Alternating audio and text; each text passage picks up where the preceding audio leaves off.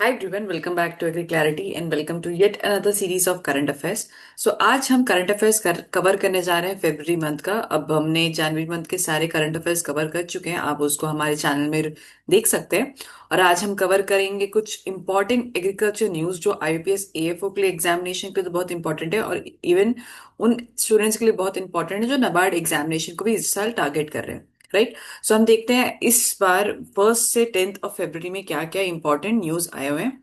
और मोस्टली सारे जो भी है बजट से रिलेटेड क्वेश्चंस है। बजट के लिए हम एक अलग से सेशन लाएंगे, अगर आपको चाहिए कि हम अलग से एग्रीकल्चर हाइलाइट्स के क्वेश्चंस या फिर जो प्रॉपर क्रक्स होता है बजट का बोला, अगर आप चाहते हैं कि हम उसको भी एक्सप्लेन करें, so please let us know in the comments below. Right. तो देखते हैं पहला क्वेश्चन क्या है आज के आज के वीडियो में, और या यू कैन से आज के सेशन में। सो पहला क्वेश्चन कहता है कि प्रधानमंत्री मत्स्य संपदा योजना continues to remain central pillar of fisheries development. What allocation has been provided for this scheme for the year for the financial year 2026? So whether it is 1,800 crore, 2,000, 2,250 crore or 2,500 crore. So यहाँ answer है option D, which is 2,500 crore. Right. So देखते हैं हम क्या क्या fishery sector से related हमारे इस साल के बजट में दिया हुआ है। सो अगर हम बात करें अभी इस साल ओवरऑल फिशरी सेक्टर को 2,761.80 करोड़ अलोकेट हुआ है इस साल के लिए, जिसमें मोस्टली 2,530 करोड़ जो है वो सिर्फ स्कीम बेस्ड, मतलब कि हमारे प्रधानमंत्री मत्स्य संपदा योजना के लिए एलोकेट हुआ है। राइट। और ये सेंट्रल पिलर है हमारे फिशरी डेवलपमेंट के लिए इन आर इंडिया। ओके। एंड इसमें अगर हम इसको बोले, ये फिशरी सेक्टर जो है हमारे एक सनराइज सेक्टर है। सनराइज सेक्टर से आप क्या समझते हैं? सनराइज सेक्टर मतलब कि अभी ब्लूमिंग सेक्टर है, इसमें बहुत सारी ग्रोथ पोटेंशियल दिख रही है, इसलिए हम इसको सनराइज सेक्टर कह रहे हैं। राइट। और इसका एवरेज एनुअल ग्रोथ सिंस 2014 के बेस ईयर से समझ के अगर कहा जाए, तो अभी इसका एवरेज ग्रोथ जो चल रही है फिशरी सेक्टर का वो है 7.87%। राइट। और अगर हम पास्ट 10 ईयर्स के कंपैरिजन में देखें तो अभी हमारा जीवीए ग्रोथ है वो स्टैंड करता है फिशरी सेक्टर का ऑफ अराउंड 3.41 लाख करोड़। ठीक है। तो ये हमारे इंपॉर्टेंट थे, ये हमने यहाँ इन्फोग्राफिक्स के थ्रू भी आपको समझा है। ठीक है। अब देखते हैं मेजर इस फिशरी सेक्टर को पुश करने के लिए और भी बहुत सारी चीजें इस साल बजट में इन्वॉल्व हुई हैं। जैसे कि अगर आप देखें, इंटीग्रेटेड डेवलपमेंट ऑफ रिजर्वायर्स इन अमृत सरोवर्स भी इसमें इन्वॉल्व है, जिसमें गवर्नमेंट ने टारगेट किया है कि 500 रिजर्वायर्स और अमृत सरोवर को भी डेवलप किया जाएगा। अमृत सरोवर क्या होता है? पॉन्ड्स। पॉन्ड्स को अगर आप हिंदी में कहा जाए एक जेनरिक टर्म में, तो उसको सरोवर कहते हैं। ठीक है। अगर आपने पहले हम देख लेते हैं, तो ये गवर्नमेंट ने इसमें अमृत सरोवर मिशन जो एक ऑलरेडी 2022 में रन किया जाने वाला मिशन है, उसको क्यों इसमें इंक्लूड किया है? क्योंकि इससे क्या होगा, इसको इंक्लूड करने से कोस्टल फिशरीज के वैल्यू चेन को स्ट्रेंथन करने में बहुत ही हेल्पफुल होगा। और साथ में अगर जब आपका वैल्यू चेन जब स्ट्रेंथन हो जाएगा, तो वो आपको एक मार्केट लिंकेज भी प्रोवाइड करेंगे। ठीक है। सो ये मार्केट लिंकेज को भी इंप्रूव करेगा। ये इनका मेन मोटिव था, ये 500 रिजर्वायर और अमृत सरोवर को इसमें इंटीग्रेट करने के लिए। अब ये सारे बेनिफिट्स कौन कौन ले सकते हैं? जैसे कि स्टार्टअप्स हो गए जो फिशरी सेक्टर में इन्वॉल्व हैं, वुमेन लेड ग्रुप्स हो गए, एसएचजीज, जीएलजीज जो भी हैं, देन फिश एफपीओज या फार्मर प्रोड्यूसर ऑर्गेनाइजेशंस हो गए। तो ये सारे स्टेक होल्डर्स है जो इसमें इन्वॉल्व है, जिनको ये बेनिफिट्स मिलेंगी। ओके। और अगर हम अमृत सरोवर मिशन के बारे में बोले, तो मैंने जैसे आपको कहा ये 2022 में लॉन्च हुई थी। ओके। और इसमें जनरली ये मिशन जो लॉन्च हुई थी, जनरली इसका मोटिव था कि जो भी वाटर बॉडीज हैं उनके वाटर लेवल को एनहांस करने के लिए, ग्राउंड वाटर लेवल को एनहांस करने के लिए, उनसे रिलेटेड रूरल लाइवलीहुड को एनहांस करने के लिए, इस टारगेट के वजह से इस टारगेट को इस टारगेट के पॉइंट ऑफ व्यू को रखते हुए मिशन अमृत सरोवर लॉन्च हुई थी। ठीक है। और इन्होंने सोचा था, इन्होंने टारगेट लिया था कि 50,000 तक हम अमृत सरोवर या फिर ऐसे पॉन्ड्स को रिज्यूमिनेट करेंगे बाय द ईयर 2023। लेकिन ये अब कितने हो चुके हैं? अराउंड 68,000 से भी ऊपर, अगर टू बी प्रिसाइसली हम कहें तो 68,827 अमृत सरोवर अभी तक डेवलप हो चुके हैं। राइट। और अगर इसमें जनरली इतने जो डेवलप हुए हैं, ये 1 एकड़ लैंड के अराउंड हुए हैं और 1,000 क्यूबिक कैपेसिटी के साथ डेवलप हुए हैं अक्रॉस इंडिया। राइट। और अभी कितने सरोवर्स, इनमें से कितने पॉन्ड्स जो है लिंक है फिशरी सेक्टर से, वो है 1,222। ठीक है। और अगर अब ये सारे तो फैक्टर्स नाबार्ड के लिए इंपॉर्टेंट है, जैसे कि इसमें एरिया कितने, इनलैंड रिजर्वायर का एरिया इंडिया में अभी कितना है, तो 31,005 लाख हेक्टेयर है। ओके, और जो कि बहुत ज्यादा हाईलैंड, इसमें हाई पोटेंशियल है इनलैंड फिशरीज के लिए, राइट। सो ये चार सारी चीजें थी हमारे डेवलपमेंट ऑफ रिजर्वायर्स और अमृत सरोवर के बारे में। अब इसमें गवर्नमेंट ने वैल्यू चेन और स्टार्टअप सपोर्ट के बारे में बात किया है फिशरी सेक्टर से, जिसमें इन्होंने कहा है कि ये 200 फिशरी स्टार्टअप्स को सपोर्ट करेंगे, ठीक है। और इसमें 34 प्रोडक्शन और प्रोसेसिंग क्लस्टर्स को भी बेनिफिट दिया जाएगा। और ये बेनिफिट से क्या होगा, जब हमारे क्लस्टर्स बढ़ेंगे और फिशरी स्टार्टअप्स को प्रमोट किया जाएगा, तो इनके वजह से हमारी जो पोस्ट हार्वेस्ट लॉसेस है, जो जनरली डिजीज, जनरली जो एक्वाकल्चर में लॉसेस होता है वो डिजीज रिस्क वाले ही होते हैं, या फिर स्टोरेज के रिलेटेड, वैल्यू चेन से रिलेटेड होते हैं। तो ये सारे लॉसेस जो होते हैं वो रिड्यूस हो जाएंगे, ठीक है।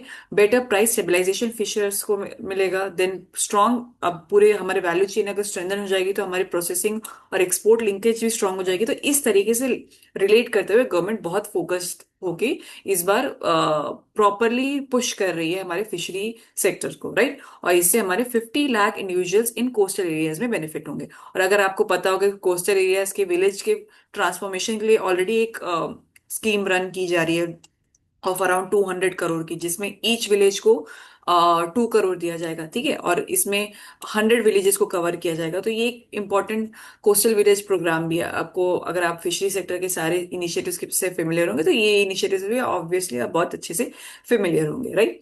अब देखते हैं हम इसके बाद मेजर, हमने पहले कर लिया integrated development reservoir Amrit Sarovar से थ्रू, देन वैल्यू चेन और स्टार्टअप के थ्रू, देन तीसरा है मेजर एक्सपोर्ट और ट्रेड रिफॉर्म्स के थ्रू, ठीक है। इसमें गवर्नमेंट ने एक बहुत अच्छा इनिशिएटिव इस बार मतलब हमारे बजट में इन्होंने हाईलाइट किया है, जिसमें ड्यूटी फ्री मेजर्स दिए जाएंगे, जिसमें हमारे जो इंडियन फिशर्स है वो फिश कैचिंग कर सकते हैं by the help of their Indian vessels in EEZ and high seas area. अब ये ईईजेड और हाई सीज एरियाज क्या होते हैं? ईईजेड मतलब कि एक्सक्लूसिव इकोनॉमिक जोन्स होते हैं, और हाई सीज एरियाज एक होते हैं। अगर आपको मैं एक लेमन टर्म में समझाऊं तो ये जो ईईजेड एरियाज होते हैं वो जनरली एक ऐसी वाटर बॉडी एरिया होते हैं जहाँ पे एक नेशन का उस वाटर बॉडी में जो भी रिसोर्सेज है, whether it be fishes, oil, gas, energy, सब पे एक नेशन का राइट्स होल्ड होता है, ठीक है। जनरली ये 200 नॉटिकल माइल्स के अराउंड होता है, ठीक है। तो इस तरीके से होता है। और इसी में जो भी एक कंट्री होती है वो सारे एनर्जी को यूटिलाइज करती है, उसको रिसोर्सेज, जो भी अवेलेबल रिसोर्सेज होते हैं उनको यूटिलाइज करती है। देन हाई सीज एरिया क्या होता है? हाई सीज एरिया ऐसे एरियाज होते हैं जो बियॉन्ड ये इकोनॉमिक जोन एरिया, मतलब कि एक्सक्लूसिव ईईजेड एरिया के बियॉन्ड होते हैं, ठीक है। या फिर कहा जाए 200 नॉटिकल माइल्स के बियॉन्ड जो एरिया होते हैं, जो जनरली यूनाइटेड नेशंस के अंडर आते हैं, ठीक है। उनका जो रेगुलेशंस, पॉलिसी, कंट्रोल सब है वो एक इंटरनेशनल बॉडी कंट्रोल करती है। तो इसमें भी अब हमारे इंडियन फिशर्स हो सक जो हैं, वो अब पहले ड्यूटी, कुछ शायद मिनिमम ड्यूटी दी जाती थी, अब वो ड्यूटी फ्री कर दी गई है, लेकिन एक सर्टेन लेवल तक ही एक्सप्लॉइटेशन हो सकता है। ज्यादा एक्सप्लॉइट ना हो उसके लिए भी बीच बीच में गवर्नमेंट कुछ ना कुछ हेजिंग प्रोवाइड करती है, राइट। सो ये चीजें हो गई, इसकी तरह इसकी वजह से ड्यूटी फ्री कर दी जाएगी। अब इसकी वजह से क्या होगा, ये हमारे फॉरेन और इसके अलावा जो landing of fish at foreign ports है वो भी एक इम्पोर्ट एक्सपोर्ट ऑफ गुड्स की तरह ट्रीट किया जाएगा, ये भी इन्होंने कहा है, ताकि जो भी मिसयूज हो रहा होगा ट्रांसशिपमेंट में वो कम हो जाए, ठीक है। अब प्रोसेसिंग की बात करें, अब इसके अलावा इन्होंने क्या किया, ड्यूटी फ्री इंपोर्ट लिमिट भी इंक्रीज कर दी है। इंक्रीज कहाँ से कर दी है? 1% से 3% तक कर दी है, जिसमें हम जो प्रोसेसिंग यूनिट्स है उनका इंपोर्ट करा सकते हैं। अब हम अच्छे लेवल की प्रोसेसिंग यूनिट्स अगर इंपोर्ट कर रहे हैं, तो आप एक जनरल तरीके से आप सोच कर देखिए, आप अच्छे इनपुट्स ला रहे हैं तो आपका जो इनपुट कॉस्ट है, प्रोसेसिंग इनपुट्स अच्छे ला रहे हैं तो आपका इनपुट कॉस्ट रिड्यूस हो जाएगा, ठीक है। आप इंटरनेशनल फूड सेफ्टी नॉर्म्स के कंपाइलेंस करेंगे, उस रेगुलेशन के हिसाब से आप अपने स्टैंडर्ड ऑफ नॉर्म्स, जो भी स्टैंडर्ड प्रोटोकॉल हो गए या स्टैंड एक प्रोडक्ट का स्टैंडर्ड डिसाइडेड होता है इंटरनेशनल लेवल, वो आप मेंटेन करेंगे, राइट। देन आप अपने एक्सपोर्ट कॉम्पिटिटिवनेस को इंप्रूव करेंगे। तो ये सारी चीजें एक जनरल चीज है, ठीक है। और हमारे इंडिया के लिए जो इंपॉर्टेंट एक्सपोर्ट मार्केट्स है फिशरी सेक्टर के, वो कौन से? यूरोपियन यूनियन, यूके और जापान और साउथ कोरिया, राइट। तो ये सारी इंपॉर्टेंट चीजें थी। अब इनसे रिलेटेड कुछ क्वेश्चन है, आप ट्राई करिए सॉल्व करने का, ये बहुत ईजी है, और इंपॉर्टेंट जो एग्जामिनेशन पॉइंट ऑफ व्यू है वही मैंने आपको दिया। सो यहाँ पे आपको पूछ रहा है how many reservoirs in Amrit Sarovars to be propose to be develop for this purpose. तो आपको अगर पता होगा तो ये 500 आंसर था, राइट। तो ये करेक्ट हो गया। नेक्स्ट देखते हैं कितने fishery how many fisheries related startups को गवर्नमेंट ने इस बजट में कहा है कि वो सपोर्ट करेगी। तो ये आपको भी पता है, 200, राइट। देन नेक्स्ट है, इसमें से पूछा है कि as a part of export promotion measures fishes cod cause by Indian flags, so which of the following areas has been made duty free. तो whether it is exclusive economic zones या फिर high seize, तो आपको पता है कि ये दोनों जोन्स अप्रूव किए गए हैं, ठीक है। तो ये हमारा एक हो गया। नेक्स्ट है, पूछा है to boost the sea food processing in compliance with international standards duty free import limit for the processing imports has been revised, so what is that new limit. तो ये भी आपको पता है कि 1% से 3% हो गया। तो इस तरीके से आपने रिवीजन भी कर लिया और अच्छे से डिटेल में आपको सारी चीजें की नॉलेज भी मिल गई। ओके, अब हम नेक्स्ट क्वेश्चन देखते हैं। यस, एक और ये भी था कि what is the growth rate, ठीक है। ये अगर आपने वहां पे मैंने येलो में हाईलाइट किया था तो आपको पता होगा इट इज 7.87%। ओके, अब नेक्स्ट न्यूज पे देखते हैं। नेक्स्ट न्यूज है, under the 10,000 FPO scheme what is the maximum management assistance provided per FPO over period of 3 years, ठीक है। 3 इयर्स में पर एफपीओ कितना असिस्टेंस दिया जाता है, ठीक है। तो whether it is 12 lakh, 15 lakh, 18 lakh और 25 लाख। सो ये अगर आपको ये स्कीम के बारे में अच्छे से पता होगा तो ये आपको बहुत क्लियरली पता होगा कि 18 लाख दिया जाता है, ठीक है। और अब हम देखते हैं इसके बारे में। अच्छा हाँ, अभी रिसेंटली दिसंबर अराउंड में हमारी गवर्नमेंट ने 10,000 एफपीओ स्कीम में 10,000 एफपीओ स्टैब्लिश कर चुकी है, ठीक है। डेवलप मतलब कि इसके अंदर इस अम्ब्रेला इस स्कीम के अंडर आ चुकी है। सो किस एरिया में ये जो 10,000 जो एफपीओ है वो स्टैब्लिश हुई है, ये आपको ये होमवर्क है, ये आपको कमेंट्स में बताना है, ठीक है। सो वो एरिया कहाँ है जहाँ पे ये 10,000 वाला लास्ट वाला जो हमारा एफपीओ वो स्टैब्लिश हुआ, ठीक है। अब देखते हैं इस स्कीम के बारे में। तो ये स्कीम जो है 2020 में लॉन्च हुई थी। इसका टोटल आउटले 6,865 करोड़ है। और इसका ऑब्जेक्टिव क्या है, जनरली इसमें हम जो फार्मर्स होते हैं उनको एक एग्रीगेशन में लाते हैं ताकि उनकी इकोनॉमीज ऑफ स्केल इंक्रीज हो सके, उनका हायर बार्गेनिंग पावर हो। ये हायर बार्गेनिंग पावर पे एक बहुत अच्छा क्वेश्चन आया था इस बार नबार्ड के प्रीलिम्स में, जिसमें उन्होंने इन स्टेटमेंट पूछा था और आपको पूछा था कि कौन कौन से इसमें से फीचर्स है जो एफपीओ के लिए इंपॉर्टेंट है। तो उन्होंने मिनिमम करने के लिए कहा था, रिड्यूस या minimum minimizing their bargaining power question. तो वो ऑब्वियसली रॉन्ग था, एक्चुअली वो हायर करता है बार्गेनिंग। आप कलेक्टिवली आ जाओगे तो आप बार्गेनिंग नेगोशिएशन करोगे तो वो बहुत अच्छे से वो एग्जीक्यूट हो पाएगा, ठीक है। और अल्टीमेटली ये आपका इनकम एनहांसमेंट करेगा। अब फाइनेंशियल सपोर्ट बहुत इंपॉर्टेंट है, ठीक है। फाइनेंशियल सपोर्ट में देखा जाए तो मैनेजमेंट असिस्टेंस में 18 लाख जो मैंने आपको क्वेश्चन दिया था, 18 लाख पर एफयू 3 इयर्स का ड्यूरेशन में ये दिया जाता है। इसी में मैचिंग इक्विटी दी जाती है जिसमें पर फार्मर 2,000 रुपीज दी जाती है और मैक्सिमम पर एफपीओ 15 लाख का मैचिंग इक्विटी ग्रांट दिया जाता है। अब इसमें क्रेडिट गारंटी सपोर्ट भी होता है क्योंकि ये कलेक्टिव है तो हो सकता है कभी क्रेडिट वर्दीनेस का इश्यू हो सके। तो इसीलिए गवर्नमेंट ने इसमें क्रेडिट गारंटी का भी सपोर्ट दिया जिसमें 2 lakh crore, sorry 2 crore loan loan पर एफपीओ दी जाएगा, ठीक है। अब आपको बताना है, ये भी एक नेक्स्ट आपके लिए होमवर्क है कि ये जो क्रेडिट गारंटी है 2 करोड़ का, ये कोई दो एंटिटी शेयर करती है। तो ये दो एंटिटी कौन सी है ये आपको कमेंट्स में बताना है। Okay, very easy question. Next हम नेक्स्ट न्यूज की तरफ चलते हैं। तो नेक्स्ट न्यूज में आपको पूछा गया था, या नेक्स्ट न्यूज जो आया था वो था रिलेटेड टू टीओएफ और trees outside forest area. So trees outside forest area include agro forestry systems and trees on private और community lands. Okay, so what is the approximate percentage of share of India's TOF, ठीक है। तो whether it is 28.2%, 32.6%, 45.4% और 36 और at last 36.4%।